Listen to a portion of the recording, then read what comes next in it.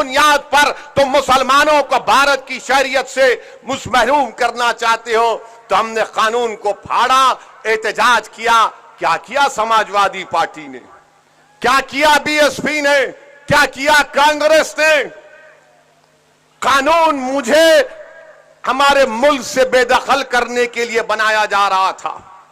आज मजलिस पर इल्जाम लगाया जाता है कि मजलिस इत्तेहादुल मुस्लिमीन फिरका परस्त पार्टी है, मजलिस फिरका परस्ती को बढ़ाती है। मैं आपको बताना चाहता हूं कि जब 2019 जून में अमित शाह ने बीजेपी की सरकार की तरफ से कानून लाए, जिस कानून का नाम वो मनहूस काला कानून है, उसका नाम यूएपीए है। अमित शाह ने कानून में तरमीम करके कह दिया कि दिल्ली में बैठा हुआ एक एनआईए का इंस्पेक्टर असमोली में कोई भी शख्स को टेररिस्ट घोषित कर दे सकता है बगैर कोर्ट के फैसले के। किसने उस कानून की तायीद की? समाजवादी ने तायीद की, कांग्रेस ने तायीद की। बताइए किसने उस कानून के खिलाफ वोट किया? किसने? बीजेपी के 300 एमपी हैं, मैं जानता था।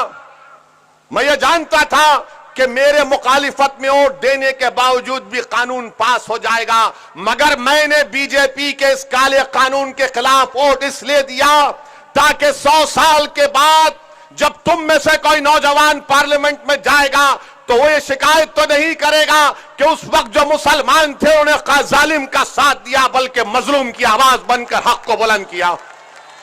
हमने कानून के खिलाफ वोट दिया। ये समाजवादी पार्टी, कांग्रेस पार्टी जो ठेका लेकर बैठे हुए हैं, इनके साथ चले जाओ तो सेकुलर, इनकी गुलामी करो तो सेकुलर, इनके जनसभाओं में दरी बिछाओ मुसलमान तो सेकुलर, इनके मंच पर मुसलमान को ढकेल दो तो सेकुलर, और मुसलमान को दबा दो तो सेकुलर। अरे याद रखो, मुझे तुम्हारे सर्टिफिकेट की जरूरत नहीं, मैं अपनी जूती पर तुम्हारे सर्टिफिकेट को नहीं रखता हूं।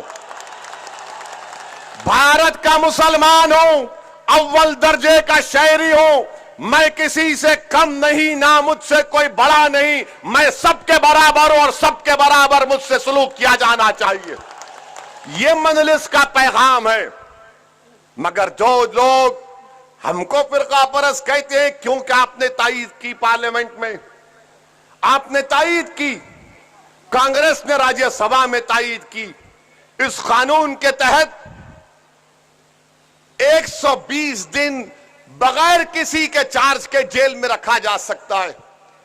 आपने तायीद की, आपने मदद की अमित शाह की, और जब यूपी का चुनाव आ रहा, ओवैसी के ऊपर उंगलियां उठाते हैं, ओवैसी को तनकीद करते हैं। बताओ तुम्हारा क्या पोजीशन था उस वक्त? नहीं बताएंगे। क्या बोलेंगे? नहीं, देश के हित में हमने वोट दिया। क्या देश के हित में है कि बच्चे जो दिल्ली में CAA का एहतजाज किए, आज भी हमारी बहनें जेलों में, हमारी बेटियां 1-1 साल 12-12 महीने यूएपीए के कानून में जेल में है। क्यों जेल में है? क्योंकि समाजवादी पार्टी और कांग्रेस ने मिलकर अमित शाह के लाए हुए कानून की तायीद की। आप फैसला कर लो, कौन बी टीम है, कौन तुम्हारे वोटों का सौदा कर रहा है, कौन तुम्हारे नौजवानों को जेल में डाल रहा है, कौन मिलकर कानून बनाते हैं। मेरे अजीज दोस्तों और बुजुर्गों, इन बातों को बताने का मकसद यह है कि आप में शऊर जब बेदार हो जाएगा, जब सच्चाई आपके सामने बयान किया जाएगा, तो यकीनन मुझे यकीन है कि अल्लाह उस सच्चाई को आपके दिल में डालेगा। असदुद्दीन ओवैसी की तकरीर से दिल नहीं हिल जाते, बल्कि अल्लाह के हुक्म से दिलों में मोहब्बत पैदा होती है। और मुझे यकीन है कि अल्लाह मोहम्मद मुस्तफा सल्लल्लाहु अलैहि वसल्लम के सदक़े में, कमली वाले के सदक़े में आप तमाम के दिलों में मजलिस की मोहब्बत को डालेगा, और वो मोहब्बत हमारी वोट और कामयाबी में तब्दील होगी। मेरे अजीज दोस्तों और बुजुर्गों, ट्रिपल तलाक का कानून लाया गया। क्या तकारीर हुई समाजवादी पार्टी की तरफ से? उठाकर पढ़िए अखिलेश यादव की तकरीर को ट्रिपल तलाक में। कानून आया ट्रिपल तलाक का, वो बात कर रहे हैं मैंने यूपी में इतनी बड़ी रोड बना दी। कानून बन रहा ट्रिपल तलाक का, बोले कि मैं तो वो रोड बनाया, कानून पे नहीं बात किए, पतली गली से निकल गए बच के। मोदी को नाराज नहीं करना है। मुझ पर और हमारी जमात पर इल्जाम क्या 2019 के लोकसभा के चुनाव से पहले जनाब मुलायम सिंह यादव साहब ने पार्लियामेंट में खड़े होकर नरेंद्र मोदी को आशीर्वाद दिया और कहा कि तुम दोबारा देश के प्रधानमंत्री बन जाओ। अगर मैं बोलता वो बात तो ये समाजवादी पार्टी में जो अपना ईमान बेचकर बैठे हुए हैं वो बोलते ओवैसी को खबर की जगह नहीं देंगे हम। मगर मुलायम सिंह यादव ने कहा मोदी मैं तुमको आशीर्वाद देता हूं, तुम दोबारा प्रधानमंत्री बन जाओ, तो नरेंद्र मोदी खुश होकर नमस्ते कर दिए उनको खड़े होकर। और मैं यहां पर आपकी हिस्सेदारी की बात कर रहा हूं, मैं आपकी सियासी क़यादत, आपको नेता बनाने की बात कर रहा हूं, मैं आपके इंसाफ की लड़ाई लड़ रहा हूं, मैं आपके हुकूक की लड़ाई लड़ रहा हूं, मैं आपके मान सम्मान की लड़ाई लड़ रहा हूं। तो मुझे कहा जाता है कि नहीं ये वोट काटने को आया है। वोट काटने मैं आया। 2019 के लोकसभा के चुनाव में सपा और बीएसपी मिलकर लड़े, सिर्फ 15 एमपी जीते। क्यों जीते? 75% तो मुसलमान वोट दिए, सीएसजीएस का डेटा है। आजम खान जीती अपनी ताकत की वजह से, शफीकुर रहमान बर्क जीते अपनी ताकत की वजह से, समाजवादी की वजह से नहीं जीते। आपने वोट दिया आजम खान को, शफीकुर रहमान बर्क को, एसटी हसन को, मगर ये बोलेंगे नहीं नहीं हमने जिताया। रे तुम कहां जीते? अगर तुम्हारे वोट पड़ जाते तो तुम 15 क्यों जीतते सपा और बीएसपी वाले? अगर अखिलेश जीते आजमगढ़ से तो मुसलमानों के वोटों की खैरात की वजह से जीते बहसत सांसद।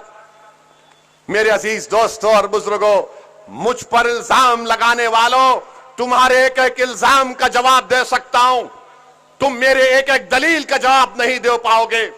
तुम मुस्लिम वोट को हासिल करते हो अपनी क़यादत को बनाने के लिए, अपने सियासी महल को तामीर करने के लिए। वोट तो मुसलमानों का लेते हो, बीजेपी का डर दला दिखाकर, ओवैसी का नाम लेकर, मगर मुसलमानों से तुमने क्या इंसाफ किया? अभी इलेक्शन नहीं हुआ, अलीगढ़ में जनसभा जलसा हुआ, जयंत चौधरी डाइस पर है, वहां का जमीरुल्लाह एमएलए जैसा हाथ उठाए तो बीच में आए तो जयंत चौधरी साहब ने उसको ढकेल दिया। देखा ना आपने वीडियो? वो कितने लोगों ने देखा? हाथ उठाओ। कैसा लगा आपको? अच्छा लगा? दिल को तकलीफ हुई? दिल को तकलीफ हुई नहीं हुई? किसने उसका जवाब दिया? हम उसका जवाब दिए और हमने कहा कि जमीरुल्लाह को तो जाना ही नहीं चाहिए था, जमीरुल्लाह को हमारे मंच पर आना था, हम उनको नेता मान के उनके पीछे काम करने के लिए तैयार हैं। तो क्या हुआ? हमारे बोलने के बाद जयंत चौधरी के लोग जमीरुल्लाह के घर को दौड़ते हुए गए कि भैया माफ कर दो, भैया माफ कर दो, हमको अंदाजा नहीं था कि ओवैसी भी अपनी सभा में इसका जिक्र कर देगा। अभी चुनाव नहीं हुए, अभी हमने खाली बोला तो घर पर भाग रहे। इंशाअल्लाह जब असमौली से यहां से मंदलिस का विधायक कामयाब होगा तो तुम्हारे घर के सामने कासा आकर भीख मांगेंगे कि हमको माफ कर दो, हमको माफ कर दो, हमने तुमसे नाइंसाफी की थी।